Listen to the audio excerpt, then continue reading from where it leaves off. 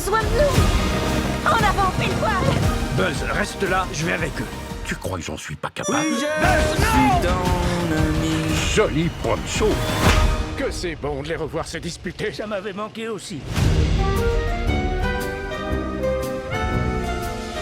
Et bien salut à toutes et à tous, c'est Jean, c'est Moketo pour parler de tout, mais surtout de rien, on se retrouve pour une nouvelle critique sans spoilers. On va parler aujourd'hui de Toy Story 5, le nouvel opus de Toy Story, avec, pour synopsis, Jessie, qui est devenue la leader du groupe avec Buzz comme second.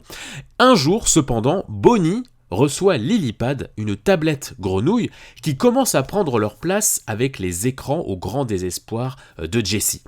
La cowgirl appelle Woody, qui était resté avec Bo, qui comprend le problème. Ce dernier décide alors de revenir les aider à redevenir le centre d'intérêt de Bonnie.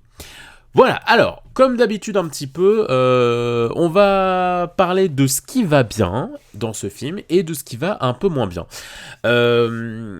Globalement, pour donner un rapide avis sur le film, j'ai passé un bon moment. Ça reste un film d'animation très plaisant, qui a ses moments d'émotion, qui a son regard assez intéressant sur le thème que ça veut aborder.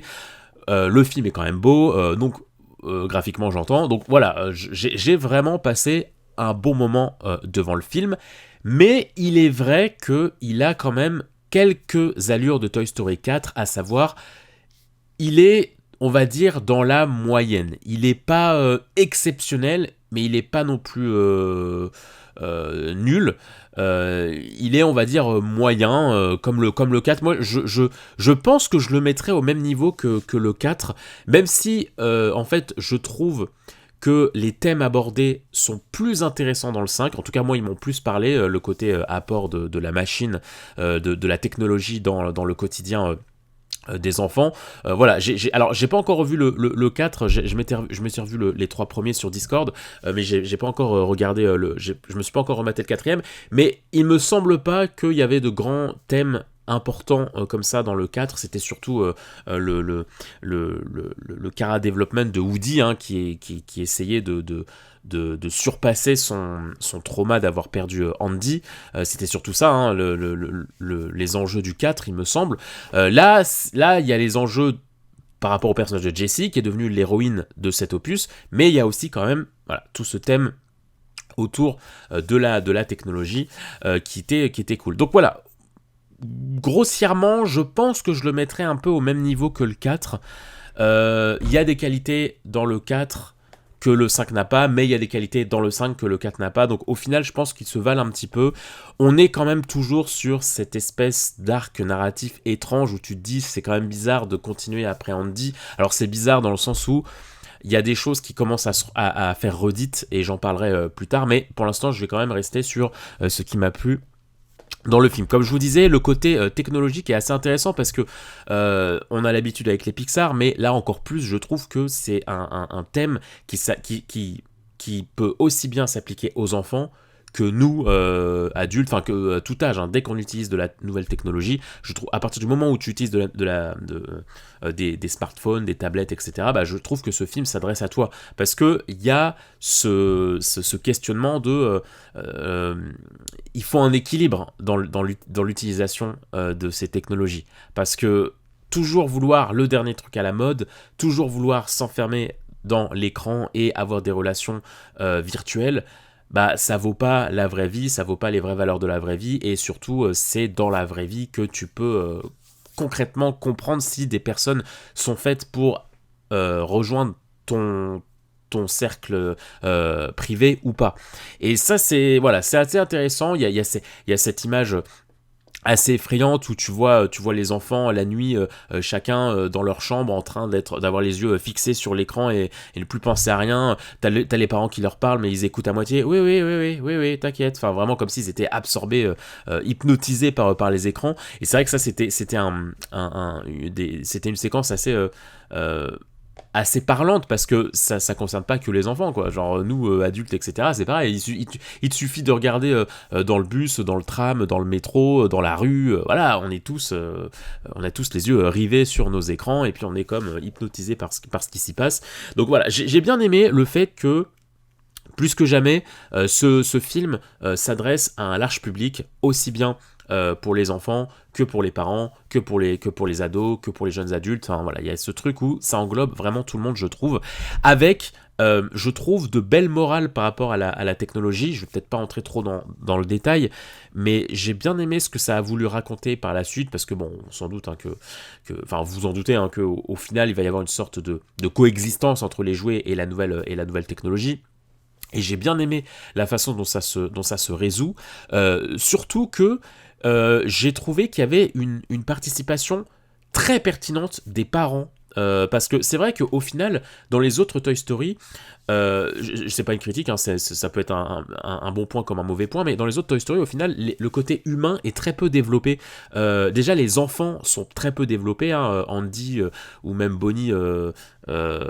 Alors dans le 4, elle est un peu plus développée, je crois, mais sinon, c'est vrai que les enfants, de manière générale, font vraiment office un petit peu de grands Manitou, de silhouettes de personnes lointaines, mais où il n'y a pas plus de développement que ça, tu les vois pas tant que ça, tu t'attardes surtout sur l'aventure des jouets, et t'es encore moins en présence des parents. Enfin, en tout cas, ils n'ont pas une influence forte sur leurs enfants dans les précédents opus. Tandis que là, il y a un véritable apport, un véritable développement sur les humains, que ce soit Bonnie, sur le développement de Bonnie, qui m'a d'ailleurs beaucoup rappelé... alors j'y reviendrai plus tard, mais l'héroïne dans Vice Versa 2. Mais on est beaucoup plus centré sur l'enfant, donc à savoir Bonnie, et surtout sur les parents. Ce que j'ai beaucoup apprécié dans ce film, c'est qu'il y a une véritable intervention des parents. Là où les parents ils font office de vraiment figurants dans les autres films, là véritablement... Il y a une séquence notamment que j'ai trouvé très très très juste où il est vraiment question de non ok, je suis parent, il faut que je prenne ma responsabilité de parent, il faut que j'intervienne sur les problématiques qu'est en train de rencontrer mon enfant, Et ça c'était cool, c'était véritablement cool comme parce qu'ils ont conscience que c'est un film c'est une saga qui s'adresse à tout le monde, et donc c'est bien, je trouve, de montrer ça, de montrer aussi bien aux enfants la marche à suivre, mais aussi aux parents, parce que les parents ont quand même leur responsabilité dans l'utilisation de la technologie.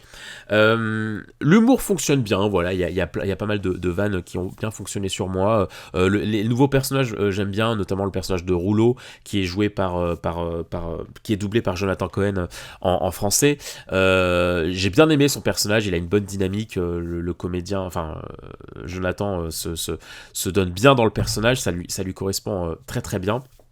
Le film est beau, même si j'ai un petit bémol, j'y reviendrai plus tard dans ce qui m'a un peu moins plu, mais globalement il reste beau, hein, il reste quand même très très beau, il y a des scènes photoréalistes qui sont assez impressionnantes, notamment le film s'ouvre sur une plage, et pareil, quand tu vois la végétation, quand tu vois la texture de l'eau, du sable, des rochers, c'est quand même impressionnant pour un film d'animation, c'est quand même... Alors oui, ok, c'est Pixar, c'est Disney, mais ça, c'est quand même important, je trouve, de souligner tout ça. Que c'est quand même assez bien fait. Alors je sais pas pourquoi, mais j'ai trouvé qu'il y avait une grosse utilisation d'animaux dans ce film. Je sais pas si c'est parce qu'ils sont passés juste après Jumpers. Je sais pas si c'est Laura Jumpers qui a eu une influence, mais j'ai trouvé ça assez curieux, la multiplicité des animaux dans l'intrigue. Tu vas avoir une biche, tu vas avoir un chien, tu vas avoir des papillons, tu vas avoir un lézard, enfin, il y a vraiment une multitude d'animaux, alors que dans les opus d'avant, non, quoi. Genre, à part le chien, tu vois. Bon, les animaux avaient pas plus de place que ça. Mais là, c'était hyper intéressant. Il y avait une variété d'animaux. À un moment, il y a un cheval, notamment, et il y a un cochon. Enfin, c'était assez amusant de voir les jouets interagir avec les animaux, parce que ça apporte encore plus cette dynamique de... Je sais pas, il y avait quelque chose de poétique de voir les animaux qui comprennent que les jouets sont vivants, et ça leur pose pas plus de problèmes que ça. Mais par contre, dès qu'il est question d'humains, les jouets comme les animaux commencent à fuir, oulala, attention. Il y a une scène assez chouette d'un animal qui interagit avec un jouet, qui est curieux, qui joue ensemble, et puis hop, dès qu'il est question d'humains, hop, les jouets et les animaux se barrent, et ça ajoute un petit plus, je trouve, à cet opus qui est pas déconnant, que j'ai bien apprécié. Ça apporte une poésie supplémentaire, j'ai trouvé.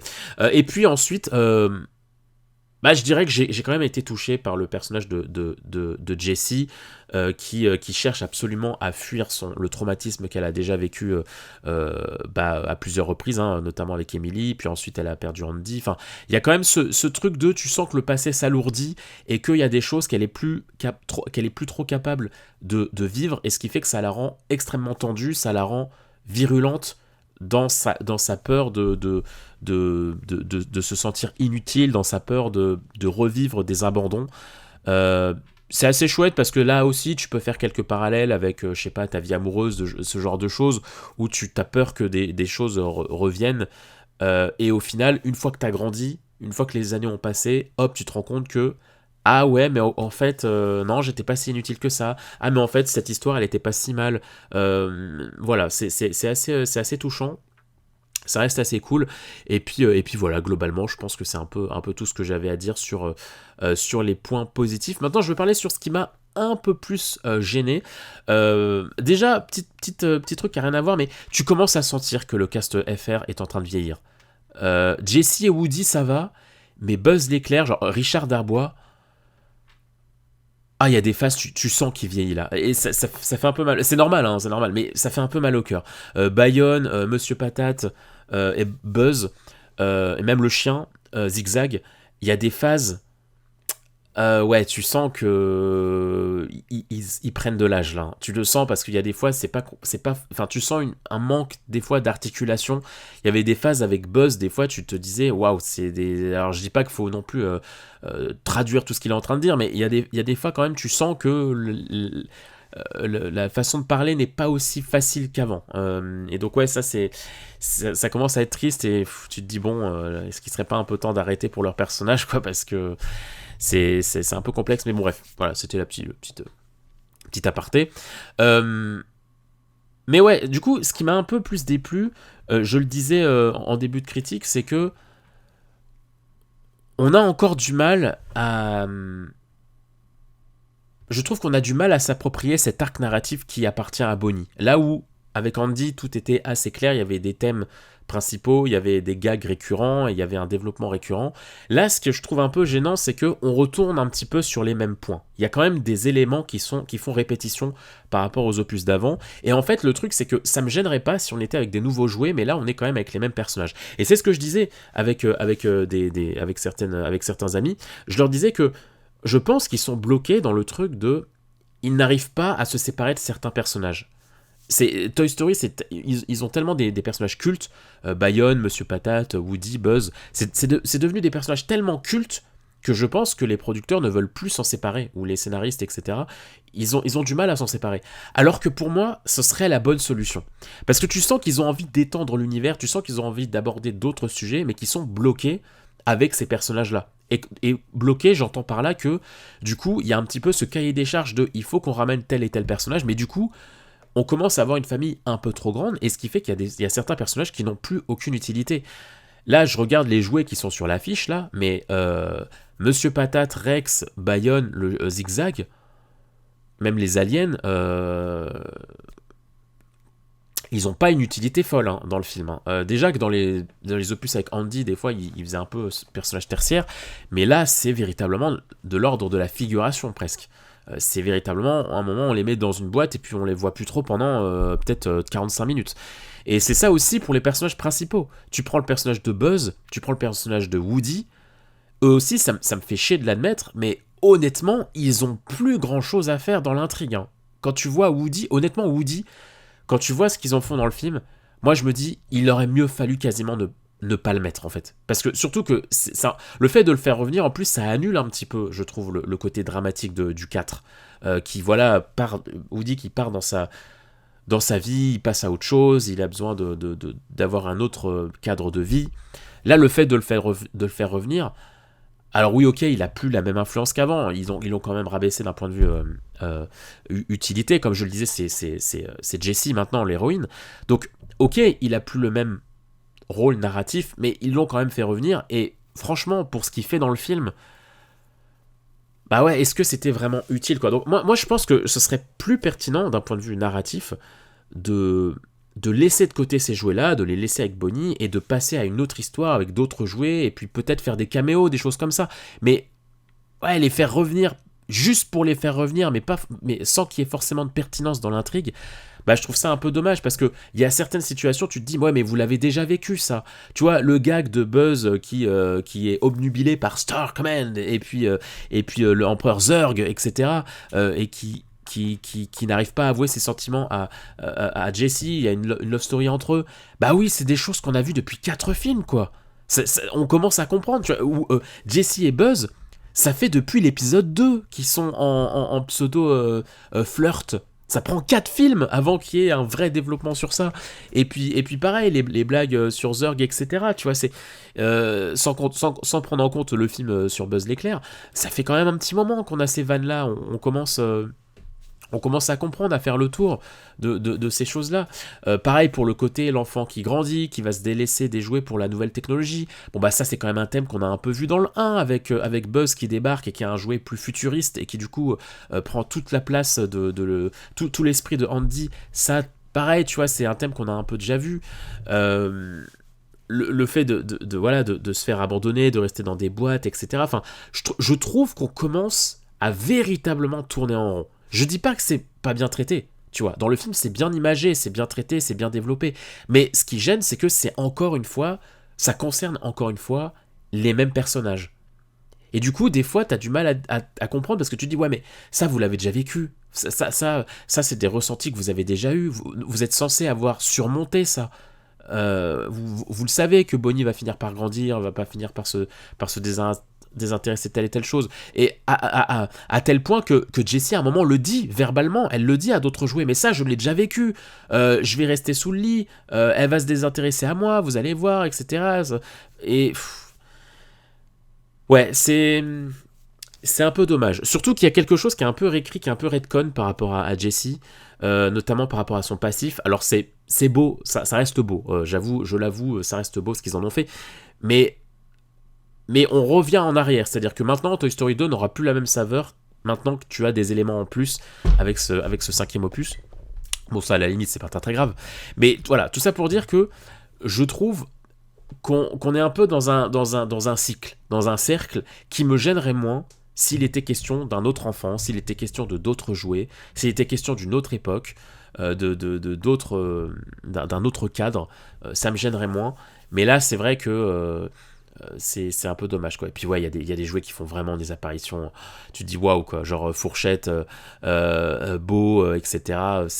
En fait je me mettais à la place des comédiens de doublage et je me disais ouais mais vous vraiment vous avez doublé un après-midi, même pas, un petit après-midi et vous êtes reparti quoi. Vous avez enregistré 1h30 et puis vous avez pris votre chèque et vous êtes parti quoi. Honnêtement je pense pas, pour certains personnages, je pense pas que le doublage a été a été très long et très intense quoi, je pense pas.